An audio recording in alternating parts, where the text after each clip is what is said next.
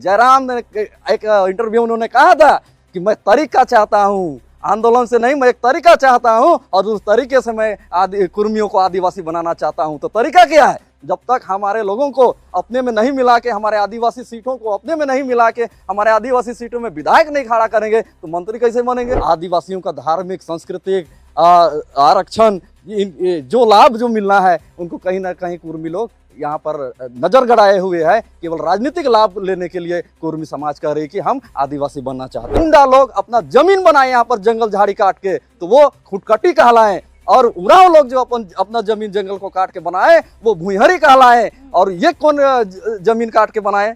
इसका कोई इतिहास दिखता है? जयराम महतो खुल के बोल रहा है कि हम आदिवासी बनने के लिए कुर्मी समाज को हम नेतृत्व करेंगे। तो हमारे बहुत सारे विधायक हैं, राजेश कच्छप जी हैं, शिल्पी नेहा तिर्की है, चमरा लिंडा है, इनके मुंह में ताला क्यों लग जाता है? दामोदर नदी घाटी में कुर्मियों का उदय होता है, तो किस लिए उदय होता है? खेती करने के लिए। हमारा इतिहास क्या कहता है? हमारा इतिहास कहता है, आदिवासियों का इतिहास, कि आदिवासी शिकारी है, आदिवासी खाद्य संग्रह करता है, कंदमूल संग्रह करता है, खेती का तो जिक्र नहीं है। राढ़ सभ्यता और हमारी सभ्यता में अलग है।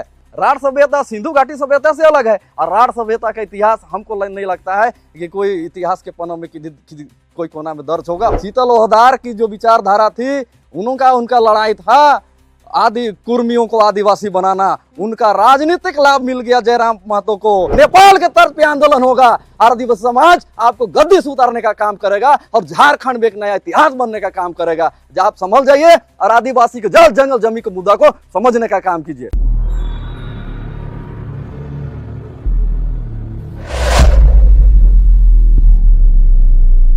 तो एक तरफ कुर्मी समाज रेल टेका आंदोलन की तैयारी कर रहा है, वहीं दूसरी तरफ आदिवासी समाज के लोग विरोध की तैयारी कर रहे हैं और विरोध लगातार कर भी रहे हैं।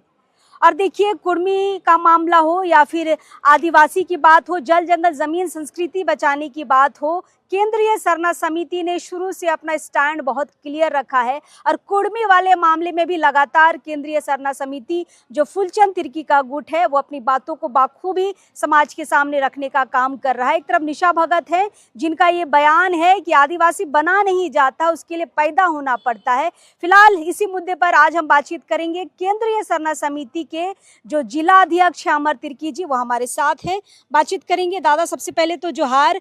और कुर्मी का जो मामला चल रहा है, विरोध का, हम आपसे जानना चाहेंगे क्या कारण है, इसमें आप लोग लाभ क्यों नहीं देख पा रहे हैं कि अगर कुर्मी शामिल हो जाता है, एक तो आदिवासी की संख्या बढ़ेगी, लाभ बढ़ेगा, आरक्षण बढ़ेगा, बहुत कुछ है जो तथ्य कुर्मी समाज देता है, उस मसले पर भी क्यों नहीं सोचते हैं आप लोग? लोकतंत्र 19 के इस प्लेटफॉर्म पे समस्त झारखंड वासियों की मेरी ओर से जोहार है। और वर्तमान में जैसे कुर्मी और आदिवासी का लड़ाई जो चल रहा है, उसमें कुर्मी लोग का कहना है कि हम लोग आदिवासी में शामिल हो जाएंगे तो पूरे प्रदेश में हम लोग बहुलता में आ जाएंगे और हमारी सरकार होगी। तो ये कुर्मी लोगों का गलत तर्क है।